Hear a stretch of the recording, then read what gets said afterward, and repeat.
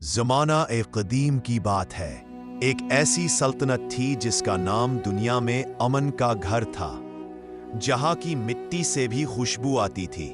इस हुकूमत के सरपरस्त थे सुल्तान सुलेमान, जो सिर्फ अपनी दौलत के लिए नहीं बल्कि अपने अदलो इंसाफ के लिए मशहूर थे। सुल्तान का दरबार सोने और मार्बल के महलों से सजा था। हर दीवार कीमती हीरों से जड़ी हुई थी। लेकिन इस शानो शौकत के पीछे पिछले 6 महीनों से एक गहरा साया पनप रहा था। सुल्तान बीमार नहीं थे, लेकिन उनका दिल बेचैन था। उनकी रातों की नींद जैसे किसी कैदी की तरह उनकी आंखों से रिहा हो चुकी थी। रात के तीसरे पहर जब पूरी सल्तनत गहरी नींद में होती, सुल्तान अपने शाही बिस्तर पर करवट बदलते रहते। उनके पसंद के लजीज तरीन खाने भी अब उन्हें मिट्टी जैसे लगने लगे थे। उनका वजन गिर रहा था और उनका चेहरा पहले से ज्यादा जर्द पीला नजर आता था।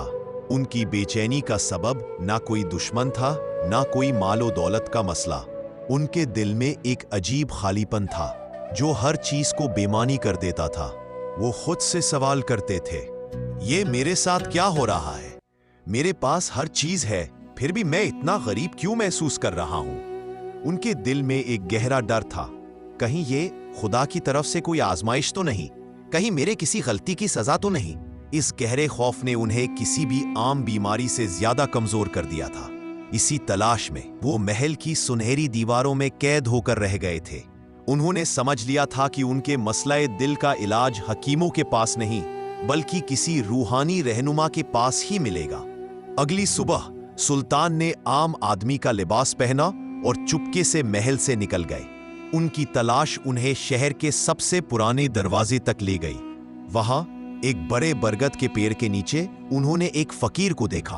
उस फकीर का लिबास फटा पुराना था, लेकिन उसके चेहरे पर अजीब सा नूर था। उसकी आंखों में दुनिया भर का सुकून और मुस्कुराहट में गहरा सब्र छुपा हुआ था।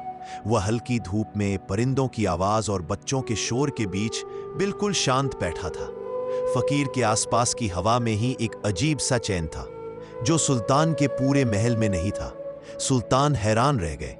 वो तो सल्तनत के मालिक थे, लेकिन सुकून का मालिक तो ये फकीर था।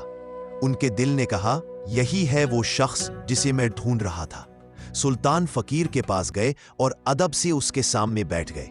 उन्होंने अपना शाही रुतबा छिपाकर कहा, ए बुजुर्ग, मैं एक मुसाफिर हूं और मैं अपनी रूह की बेचैनी लेकर आपके पास आया हूं। फकीर ने सुल्तान की तरफ देखा। उसकी नजर में कोई सवाल नहीं था, सिर्फ गहरा सुकून था। पहचान लिया था कि यह कोई आम मुसाफिर नहीं बल्कि एक ऐसी रूह है जो अपने ही कैद खाने में बंद है। फकीर ने मुस्कुराकर कहा, ए मुसाफिर, तेरा सवाल तेरे दिल की गहराई में है, उसे बयान करो ताकि मैं समझ सकूं। सुल्तान ने अपनी दुख भरी आवाज में 3 सवाल रखे। पहला, क्यों मेरा ईमान डगमगा रहा है जबकि मैं रोज इबादत करता हूं? दूसरा, मेरी इस बेचैनी का मेरी सल्तनत पर क्या असर पड़ेगा? और तीसरा, क्या इस बेचैनी का कोई इलाज है या मुझे इसमें ही जीना होगा? फकीर ने पहले सवाल का जवाब देने के लिए एक मिसाल दी। उन्होंने जमीन से एक छोटा सा दिया उठाया जो बुझा हुआ था। ए मुसाफिर, ईमान कभी कमजोर नहीं होता, बस कभी कभी उस पर दुनिया की धूल जम जाती है। ये दिया देखो, इसमें तेल भी है और बाती भी, लेकिन इसकी रोशनी कहाँ है? क्योंकि इस पर सदियों की धूल और गर्द जमा है। तुम्हारी इबादत सही है, लेकिन तुम्हारे दिल के दिए पर दुनिया की धूल जम गई है। फकीर ने ये कहते हुए दिए को साफ किया और रोशन कर दिया। दूसरे सवाल पर फकीर ने कहा, तुम्हारी बेचैनी तुम्हारी हुकूमत की पहचान है। जब मुख्य धारा का पानी रुक जाए तो पूरी नहर सूख जाती है। जब तुम खुद परेशान हो तो तुम्हारे फैसलों में भी वही बेचैनी झलकती है। तुम्हारा दिल तुम्हारी सल्तनत की नहर है। तीसरे सवाल पर फकीर मुस्कुराए और बोले, इलाज तुम्हारे अंदर है। तुम्हारा दिल किसी ऐसे की तलाश में है जिसे तुमने भुला दिया है। तुम्हारा दिल उस अमानत को ढूंढ रहा है जो तुम्हारे वालिद ने तुम्हें दी थी, लेकिन तुमने उसे नजरअंदाज कर दिया। सुल्तान यह सुनकर हैरान रह गए। उन्हें फकीर की बात समझ नहीं आई, लेकिन उनके दिल में एक तेज चुभन हुई। सुल्तान ने फकीर से पूछा, कौन सी अमानत? मैंने तो कभी कोई अमानत नहीं भूली, फकीर ने कहा। ये धूल तुम्हारे उन फर्जों की धूल है जिन्हें तुमने भुला दिया। याद करो, जब तुम्हारे वालिद मोहतरम ने तुम्हारी पैदाइश पर क्या तोहफा दिया था। सुल्तान ने आंखें बंद की और अपने वालिद की यादें ताज़ा की।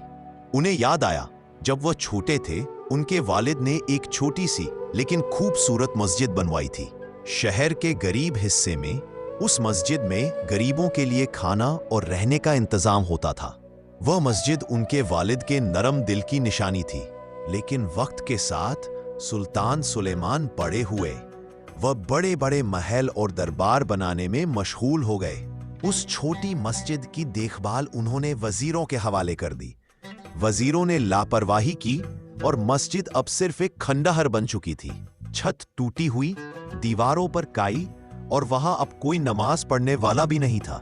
सुल्तान को शर्मिंदगी और गहरा अफसोस हुआ। उन्हें फकीर की बात समझ आ गई, क्योंकि उन्होंने वो अमानत भुला दी थी जहां से उन्हें असली सुकून मिलता था, लोगों की खिदमत। सुल्तान उठे और फकीर के सामने झुक गए। आपने मेरी आंखें खोल दी बुजुर्ग, उन्होंने कहा। सुल्तान ने उसी वक्त अपने वजीर को बुलाया और हुक्म दिया, आज रात से ही उस मस्जिद की मरम्मत शुरू होनी चाहिए और वहां कल सुबह कोई भी गरीब भूखा नहीं सोना चाहिए। पूरे महल में तेज हलचल शुरू हो गई। रात भर सुल्तान खुद वहां थे, काम की देखभाल कर रहे थे। अगली सुबह जब आई तो मस्जिद चमक रही थी। दरवाजे नए थे और आंगन खुशियों से भरा था। लोग नमाज पढ़ रहे थे और सुल्तान को दुआएं दे रहे थे। सुल्तान सुलेमान का दिल रोशन हो चुका था।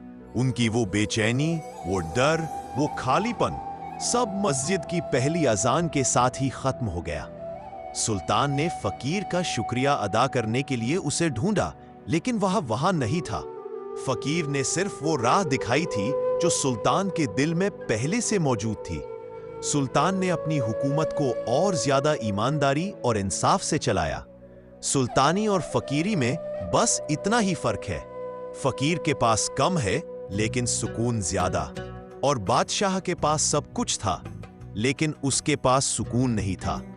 ईमान की रोशनी दौलत और ताकत में नहीं, बल्कि खुदगर्जी छोड़कर इंसानियत की खिदमत में है, और वही असली अमानत है जिसे हमें हमेशा याद रखना चाहिए। ऐसी ही और कहानियों के लिए सब्सक्राइब करें।